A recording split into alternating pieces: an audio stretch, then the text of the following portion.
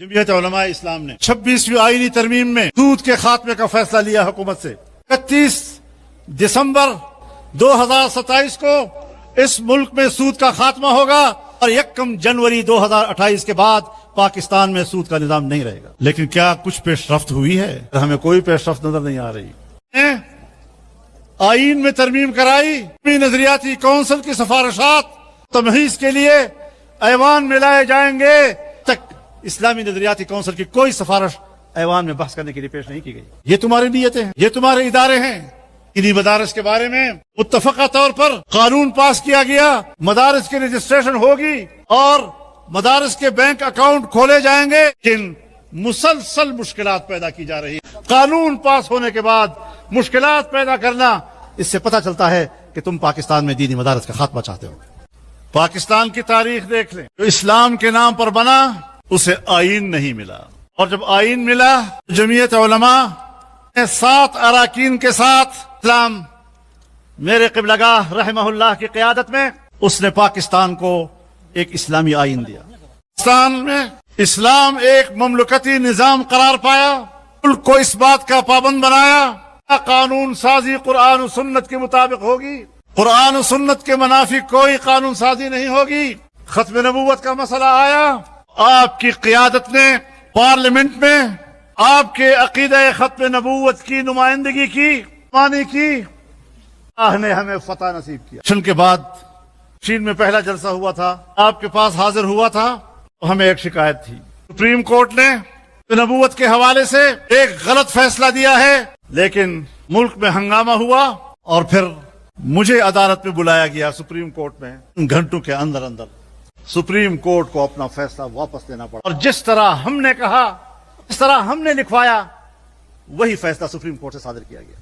ہم نے اپنی تحریک کے تسلسل میں نظریاتی لحاظ سے شکست نہیں کھائی، جو چیلنج سامنے آیا نے اللہ پر بھروسہ کرتے ہوئے مقابلہ کیا، اپنے ووٹر کو، اپنے کارکن کو، اپنی قوم کو، کے اسلامی جذبے کو ہم نے شرمندہ نہیں ہونے دیا۔ آج جمعیت علماء اسلام پاکستان کی سب سے بڑی عوامی قوت ہے، میں دعوے سے بات کر رہا ہوں۔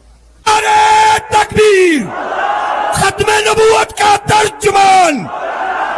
میں ایک زمانے سے عوام سے رابطہ کیا، جب بھی ہم نے پاکستان کے عوام کو آواز دی، قوم نے ہماری آواز پر لبیک کہا اور ہم نے اپنے جلسوں کے ریکارڈ توڑے۔ عوام کیوں ہمارے آواز پر اکٹھی ہوتی ہے؟ پبلک کیوں ہمیں خوش آمدید کہتی ہے؟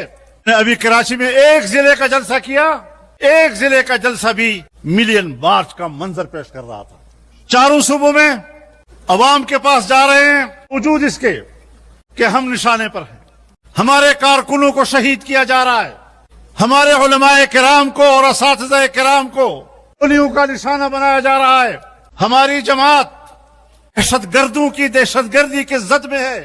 لیکن اس کے باوجود میں بتانا چاہتا ہوں کہ یہاں اس ملک میں اگر فرقہ وارانہ فسادات ابھرے، فرقہ واریت کی بنیاد پر نفرتیں پیدا کی گئیں، علماء اسلام نے اس فرقہ وارانہ نفرتوں کی سیاست کو شکست دی ہے۔ نفرتیں نہیں پھیلائی، قوموں کے حقوق کی جنگ لڑ رہے ہیں، لیکن محبت کے علم کے ساتھ۔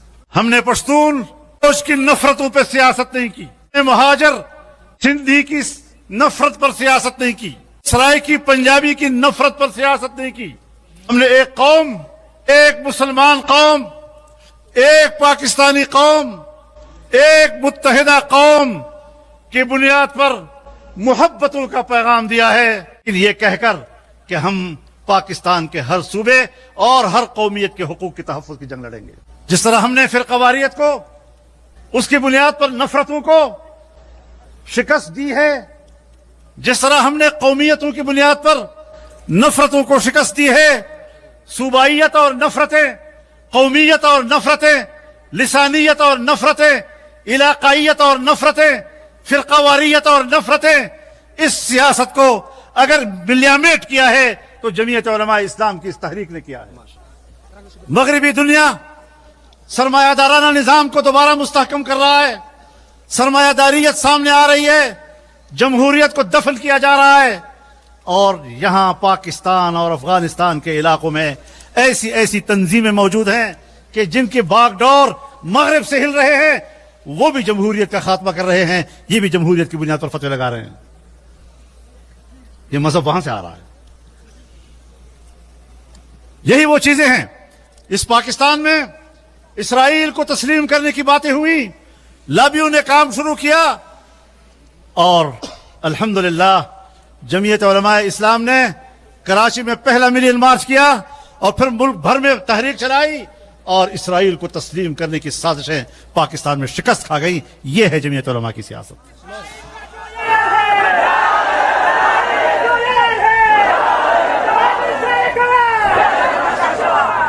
اسی لیے جمعیت علماء واضح طور پر کہتی ہے کہ اسلامی دنیا کو ایک اسلامی بلاک بننا پڑے گا. جمعیت علماء اسلام کا منشور ایک اسلامی بلاک کی بات کرتا ہے, اور جب سعودی عرب اور پاکستان کے درمیان دفاعی معاہدہ ہوا تو ہم نے اسلامی بلاک کی طرف اس کو ایک قدم قرار دے دیا, اور پاکستان نے اس کی حمایت کی. لیکن اسرائیل کے ناپاک وجود کو ختم کرنے کے لیے اسلامی دنیا کو ایک ہونا ہوگا. اور میں آج بھی یہ کہنا چاہتا ہوں کہ پاکستان میں یہ صلاحیت موجود ہے. حکمرانوں کے عزم کا مسئلہ ہے, ان کی قوت ارادی کا مسئلہ ہے, وہ کمزور ہیں. حکمران کمزور ہیں, پاکستان کمزور نہیں.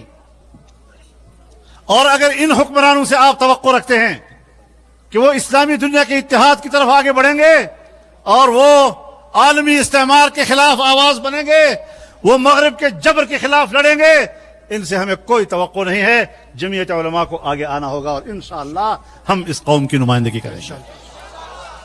آج بھی وقت ہے کہ پاکستان آگے بڑھے, سعودی عرب آگے بڑھے, مصر آگے بڑھے, ترکی آگے بڑھے, ایران آگے بڑھے, انڈونیشیا آگے بڑھے, ملائیشیا آگے بڑھے.